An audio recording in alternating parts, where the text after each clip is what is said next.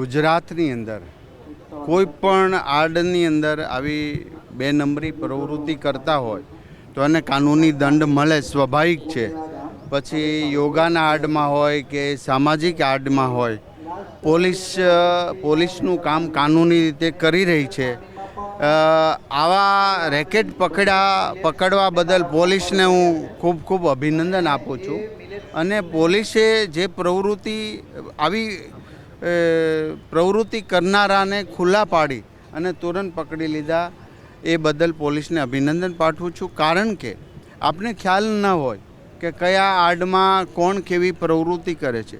આ તો શુદ્ધ કહેવાય ને, શુદ્ધ ભાષામાં શુદ્ધ દેશદ્રોહીની પ્રવૃત્તિ, અશુદ્ધ દેશદ્રોહીની પ્રવૃત્તિ કરે તો એને ચલાવી લેવાય, કોઈ પણ સંજોગોમાં ચલાવી લેવાય નહીં. કારણ કે જ્યાં આસ્થાનું કેન્દ્ર હોય લોકો, કારણ કે બહુ સારા સંતો, બહુ સારા યોગ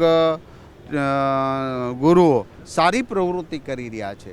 કોઈક આવા આંગળીને વેઢે ગણાય કોઈ નીકળતા હોય તો એને ચોક્કસ કાનૂની રાહ પર દંડ મળવો જોઈએ. સત્ય છે એ બહાર આવશે અને પોલીસ સારી કામગીરી કરી રહી છે.